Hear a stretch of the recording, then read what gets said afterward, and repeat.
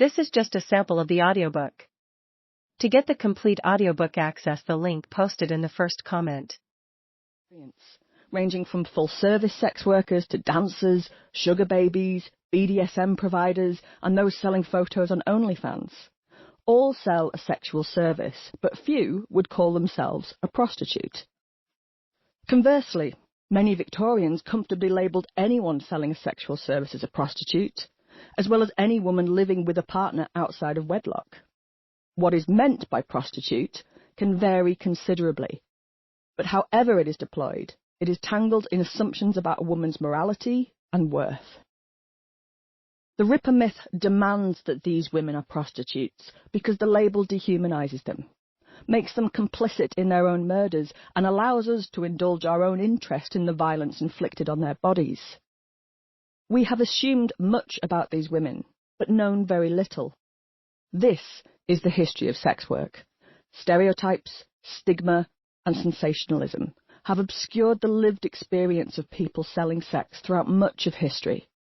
The stigma forced, and continues to force, many into silence, meaning the dominant social narrative around sex work has been constructed and deployed by lawmakers, moralisers, medics, and the media.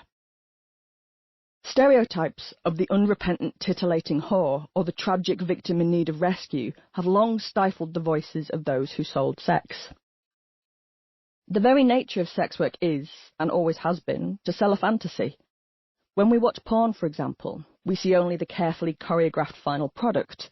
We see the actors, the set, and the make-believe sex.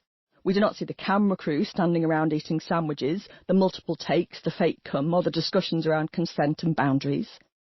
The fantasy is the finished product, but it's never the whole story. This book invites you to move beyond the headlines, the sensation, and the stereotypes of sex work, and meet the people who made their money selling sexual services. Names, photographs, and historical documents are placed next to the history of harlots, whores, and hackabouts from around the world, to bring together forgotten faces, names, and lives lived in the shadows.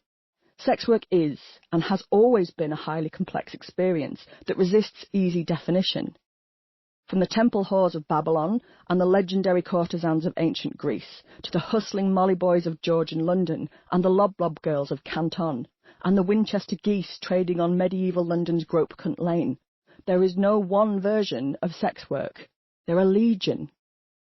Some made their name trading sex for fabulous sums of money. Others occasionally turned to sex work to supplement a low wage, a side hustle once known as dolly mopping. Many who sold sex lived and continue to live in terrible poverty and choose full bellies over empty platitudes of morality. Then there are those who didn't choose at all but lived in sexual slavery. All traded fantasy and sexual favours, and all faced varying levels of abuse and social stigma. Quite how much stigma various groups have shouldered has historically been dictated by money and class. The wealthier the client, the less stigma involved. The glamorous diamond-studded courtesans and professional mistresses of the medieval and Renaissance European aristocracy, for example, not only commanded respect, but many wielded considerable political influence over their besotted clients. Royal mistresses were so powerful, many were referred to as the power behind the throne. Agnes Sorel, the mistress to King Charles VII of France in the 15th century, was one such woman. The king officially designated her the royal mistress in 1444, the first woman to be officially recognised as such in France, and heaped her with wealth, castles and lands.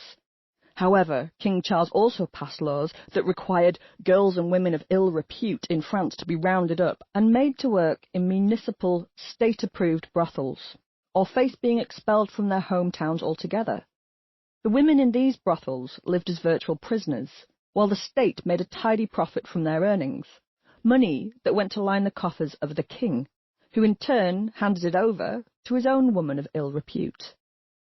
Throughout history, authorities have fretted about how to best deal with those who want to buy or sell sex, moving through various stages of repression, toleration, legalisation, control, moral outrage and abolition before circling back again. History is littered with various efforts to prevent sexual exploitation by abolishing sex work. None of them have worked. Torture, mutilation, fines, imprisonment, banishment, excommunication, and even the death penalty have all been deployed at